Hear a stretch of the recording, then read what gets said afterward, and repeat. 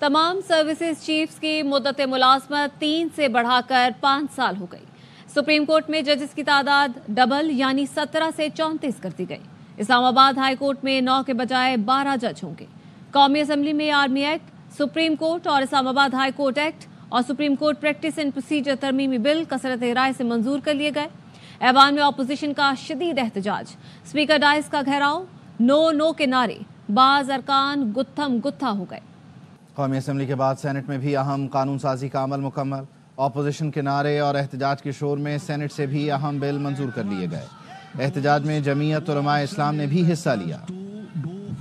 Part of by the National Assembly be taken into consideration at once. Those who are in favor of the motion may say ayes. Those against the motion may say no. I think the ayes have it. The ayes have it. The motion is adopted. Opposition leader Umar Ayub कहते हैं, जिस तरह आज कानून साजी हुई है ये मुल्क के लिए नुकसानदेह साबित होगी।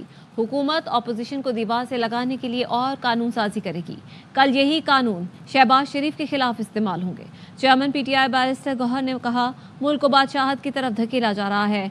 कौम किसी ऐसी कानून साजी को कबूल नहीं करती। हुकूमत ने सुप्रीम कोर्ट के प्रोसीजर एक्ट में और आर्मी, एयरफोर्स और नेवी के कवानीन में तरमीम की हैं। इसके जो असरात हैं वो मुल्क के लिए बहुत ही नफी होंगे। बदकिस्मती के साथ मुसल्लह अफवाज के सरबराहान के दौरे नौकरी में जो तोसी की है, मुसल्लह अफवाज के लिए कोई अच्छी चीज नहीं। पाकिस्तान तहरीक इंसाफ को, हमारे इत्तेहादियों को दीवार से लगाने की कोशिश, मुख्तलिफ और किस्म की तरमीम लाए जा रहे हैं कि यही कवानीन शहबाज शरीफ के खिलाफ इस्तेमाल हो रहे होंगे और उस वक्त इनके पास फरार का रास्ता नहीं होगा।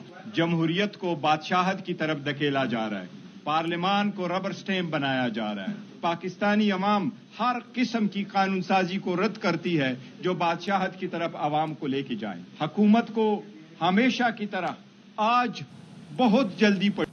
दिफाई तज्जियाकार सैयद मोहम्मद अली ने कहा, बिल की मंजूरी से सर्विसेज चीफ्स को 5 साल की मुनासिब मुद्दत मिलेगी। न सिर्फ पॉलिसियों में इस्तेहकाम आएगा बल्कि सिविल मिलिट्री ताल्लुकात भी बेहतर होंगे।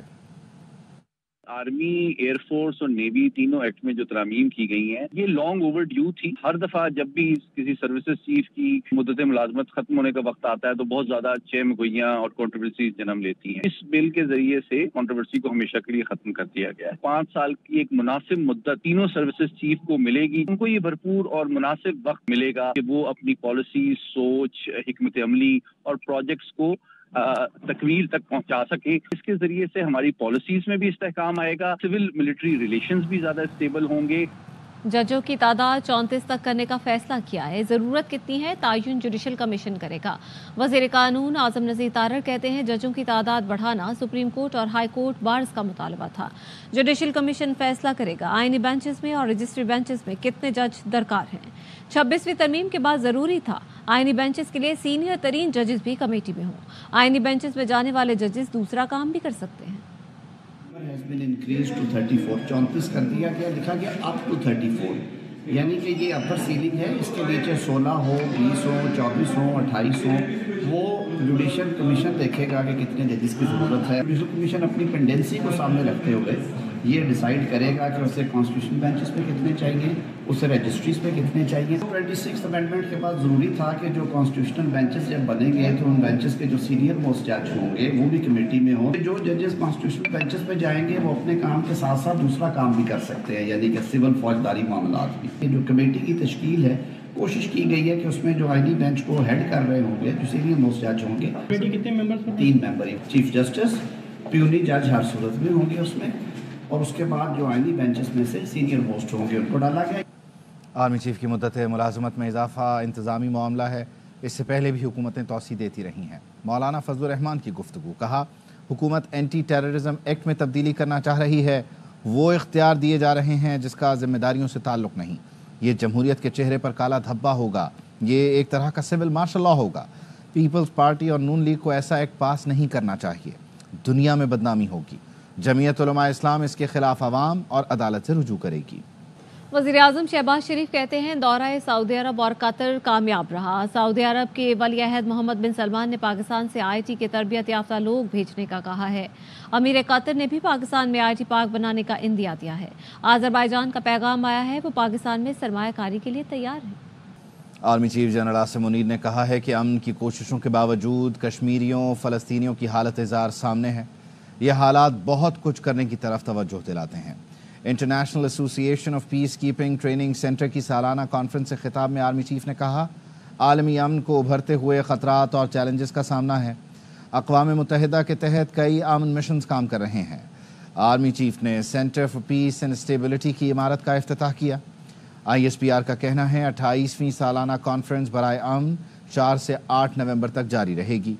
UN अंडर सेक्रेटरी जनरल बराए अमन ऑपरेशंस और दीगर हुकाम कॉन्फ्रेंस में शरीक हैं। Chief justice Islamabad high court के जानने वाले को भत्ते की पर्चियां मौसूल। चीफ जस्टिस आमिर फारूक कहते हैं इस्लामाबाद में भी अब कराची वाली सूरत हाल पैदा हो गई है।